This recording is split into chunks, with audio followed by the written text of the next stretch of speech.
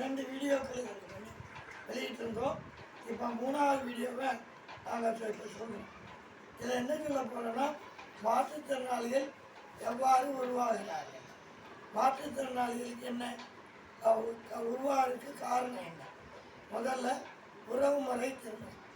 உறவுமுறை திருமணம் செய்யக்கூடாதுன்னு சொல்லி உறவுமுறை திருமணம் செய்வதனால மாற்றுத்திறனாளிகள் அதிகமாக பிறக்கிறாங்க. இப்போ ஓரளவு குறைஞ்சிருக்காங்க. ஆனாலும் இன்னும் பல கிராமங்களில் உறவுமுறை திருமணம் நடந்து கொண்டுதான் என்ன அதை நிறுத்தலை. அதுக்கு அடுத்தபடியாக மாற்றுத்திறனாளி பிரிக்கிற 2வது காரணம் அவருடைய தகப்பனார் தாயார் பேர்காலத்தில் அவங்க நோய்வாய்ப்பட்டிருந்தால் அந்த குழந்தைகளுக்கும் அந்த நோய் தொற்று ஏற்பட்டு மாற்றுத்திறனாளிகளாக பிறக்க 100% வாய்ப்பு உள்ளது. அதனால் நம்ம பேர்காலத்தில் ரொம்ப கவனமாக கவனிக்கணும். இப்போ கவனிக்கணும்னு சொல்கிறாங்க. அதே மாதிரி பேர்காலத்தில் குழந்தை உருவான பிறகு அதை கலைக்கிறதோ அல்லது வேறு ஏதாவது காரணங்கள்னால செய்கிறதுனாலையோ மாற்றுத்திறனாளிகள் உருவாகிறாங்க.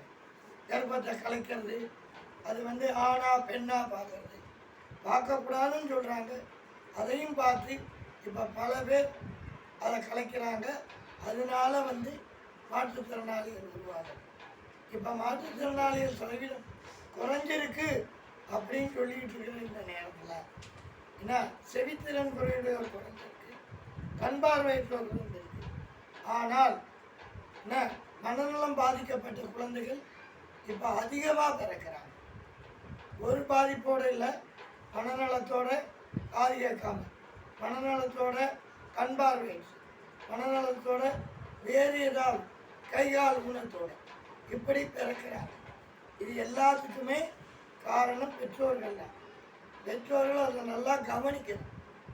என்ன நம்ம திருவள்ளுவர் சொல்லியிருக்காரு, என்ன சொல்லியிருக்காரு, மாநிலராய் பிறத்தல் அறிவு, அதிலும் மாற்றுத்திறனாளிகளாக இல்லாமல் பிறப்பது அதை விட அதிகம். மாற்றுத்திறனாளிகளாக பிறந்தால் அவங்களுக்கு மட்டும் கஷ்டம் இல்லை, அவங்க குடும்பத்துக்கும் கஷ்டம். அதனால் மாற்றுத்திறனாளி எல்லா சமுதாயத்தையும் உருவாக்குவோம் என்று உறுதிமொழி எடுத்துக்கொண்டு இந்த வீடியோவை நான் இப்போ முடிக்கிறேன். அடுத்த வாரம் என்னுடைய தொடர்ச்சியை பார்ப்பேன்.